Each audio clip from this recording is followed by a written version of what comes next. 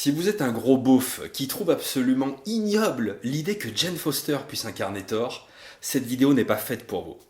Si en cliquant sur ce lien, vous avez imaginé ne serait-ce qu'une seconde que je dirais du mal sur Jane Foster, le féminisme ou bien les femmes en général, cette vidéo n'est pas faite pour vous. Dans les deux cas, vous venez de vous faire niquer par un titre absolument putaclic et de m'offrir une vue. Générique.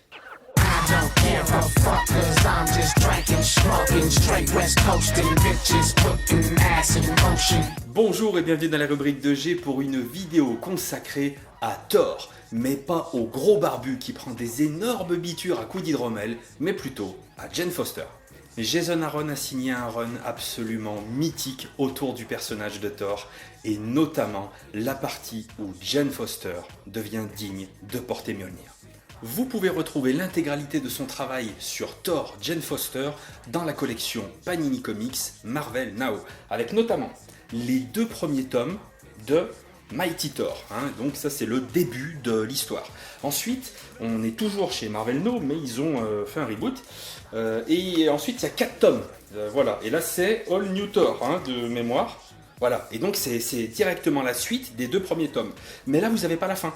Parce que c'est le dernier tome de la série, le tome 4, mais vous n'avez pas la fin. Et si vous voulez la fin, il faut vous tourner vers les soft covers Avengers Extra Marvel Legacy. Pour l'instant, il y en a 4 de sortie. Voilà. Et là, du coup, vous avez à peu près tout. Alors, c'est pas facile de s'y retrouver chez Panini Comics. Autant il faut être digne de Mjolnir pour pouvoir le soulever, autant il faut être digne de l'histoire pour pouvoir s'y retrouver chez Panini, quand même. Mais ça vaut le coup de se casser un peu le cul parce que c'est vraiment génial. Suite aux événements développés dans Original Sin, Thor, Odinson est devenu indigne. Il ne peut plus soulever Mjolnir, il n'est plus Thor. Il a beau tirer et tirer encore, rien n'y fait. Le marteau ne bouge pas d'1 centimètre. Odinson se retrouve alors tel une grosse merde molle. Le marteau gît sur la lune, attendant d'être à nouveau brandi. Alors que des géants des glaces attaquent la terre, une femme se saisit du marteau et se voit investie des pouvoirs de Thor. La nouvelle déesse du tonnerre n'est autre que Jane Foster, le premier amour d'Odinson. Sa tâche sera immense, quasiment insurmontable. Odinson devra accepter qu'une autre personne puisse être digne de Mjolnir. Elle devra également combattre Odin lui-même pour se faire accepter. Pendant ce temps, l'infâme Malekith avance ses pions. La guerre des 10 royaumes commencera bientôt. Enfin, horreur ultime, Jane Foster devra surmonter toutes ces épreuves alors qu'atteinte d'un cancer, elle se bat pour sa vie. Alors quel est mon avis sur le Thor Jane Foster par Jason Aaron et surtout, pourquoi suis-je convaincu qu'il s'agit d'une des plus grandes histoires de Marvel depuis ces 10 dernières années? Avec Thor, Jason Aaron a créé une histoire qui ressemble à l'Yggdrasil, avec des racines profondes, des fondations solides, des thèmes à la fois très contemporains alliés au développement d'une mythologie extraordinaire. Le run de Jason Aaron sur Thor aura duré de nombreuses années, sans qu'à aucun moment l'intensité ne retombe.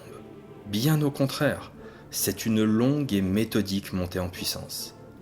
Tout cela permet l'éclosion d'une histoire plus que marquante pour le personnage de Thor ainsi que son univers, mais également l'apparition d'une ère mémorable pour Marvel dont on se rappellera certainement dans les années à venir. Au niveau du dessin, plusieurs dessinateurs interviennent bien sûr, mais c'est principalement Russell Dauterman qui officie. Je ne connaissais pas particulièrement son travail, mais je suis tout simplement conquis par son trait, sa rondeur, par l'émotion ainsi que la puissance qui se dégage de ses planches.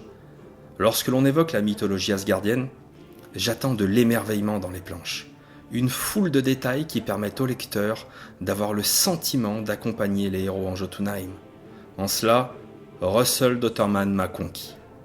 Il s'est montré digne de Thor. Et de ma carte bleue quand ça va sortir en Marvel Deluxe. Si, ça mérite clairement un investissement grand format. Si. Comment ne pas tomber sous le charme de Jane Foster? Le fait qu'une femme puisse camper le rôle de Thor a fait débat au sein de la communauté des fans de Marvel. Faut-il avoir un cœur de pierre et l'œil sec pour ne pas être gagné par l'émotion et le respect à la lecture de ces aventures ?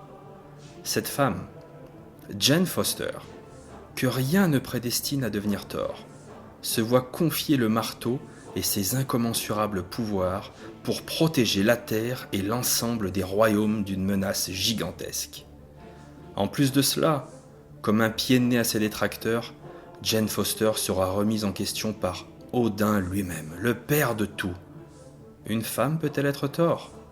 Elle répondra de la meilleure des manières, avec classe, avec bonté, avec force et vigueur, et fera taire les mauvaises langues dans et en dehors du comics. Odinson, le Thor originel, sans pour autant être le point central de l'histoire, n'est pas un reste. Ne plus être digne de brandir Mjolnir, et donc de porter le nom de Thor, est certainement l'épreuve la plus personnelle et la plus difficile qu'il devra surmonter. Mais ne vous y trompez pas, c'est bien Jane Foster la pièce maîtresse de cette épopée. Son courage est exemplaire. Qu'elle combatte un troll ou le cancer, sa vigueur est la même, sa dignité est ahurissante. Dans les récits héroïques, on voit souvent la mise en scène du sacrifice ultime du héros, prêt à donner sa vie pour la cause qu'il défend. Avec Jane Foster, le sacrifice est plus grand, plus dur. Plus elle utilise la puissance de Mjolnir, plus le cancer gagne du terrain. Pourtant, il n'y a pas d'hésitation. Elle se lance à l'assaut de ses ennemis au détriment de sa propre vie. Par son courage, son cœur, son héroïsme, Jane Foster a fait honneur au nom de Thor, un nom qui désormais lui appartient autant qu'à son prédécesseur, car une page d'exception s'est écrite avec elle. Je peux entendre que le changement de sexe de l'un de nos héros favoris amène son lot de questionnements et de réticences. Mais il est indéfendable que certains se saisissent de ce genre d'occasion pour tomber dans l'insulte, le cliché, le sexisme. Jason Aaron a tenu bon. Il a maintenu le cap et marqué l'histoire des comics. Pour cela, je lui témoigne ma gratitude et mon respect. On peut trouver plein de bonnes raisons de lire Thor Jane Foster. Parce que c'est une fille et qu'il y a des idées progressistes qui sont véhiculées dans ce comics. Parce qu'on trouve inspirant de voir le combat contre la maladie, le combat pour la vie. Je crois qu'il faut simplement se laisser tenter par ce qui est, je le crois, le plus grand récit Marvel de ces 10 dernières années. Voilà, c'est la fin de cette vidéo. Vous l'aurez compris, je ne peux que trop vous conseiller de découvrir à votre tour Thor Jane Foster, disponible chez Panini Comics, et de vous forger à votre tour votre propre opinion. À titre personnel, je tiens à remercier Comics Grincheux, Dramoon, Spider-Mat de m'avoir conseillé vraiment très souvent de commencer ce titre. Je les en remercie énormément. Et tout particulièrement Jérém de la chaîne Les Comics de Jérém. D'ailleurs, je vous invite à aller voir sa chaîne et à vous abonner en masse à ce garçon qui fait des vidéos absolument formidables. C'est un passionné génial. Il adore le personnage de Thor Jane Foster et je lui laisse le soin, comme bon lui semble, de terminer cette vidéo. À très bientôt. Eh bien déjà, un grand merci à G pour l'invitation. Et oui, je suis également un grand fan de Jane Foster. J'en parle sur ma chaîne et sur mon Twitter depuis le début du run en VF. C'est mon perso préféré. Comme G, de ces 10 dernières années, je n'avais pas été surpris par un nouveau personnage Marvel depuis autant d'années. Même si c'est Jane Foster, pour moi c'est un nouveau personnage. Et pourquoi j'ai apprécié ce personnage? Je vais être très rapide pour conclure cette vidéo. Parce que je trouve que Jason Aaron a su trouver l'essence même qui fait l'identité de Marvel. Il a renoué avec les grandes traditions de Marvel, qui est de parler d'un personnage du quotidien. Par exemple, tout le monde pourrait être Spider-Man. C'est vraiment la règle du personnage de Peter Parker. Tout le monde pourrait être Spider-Man.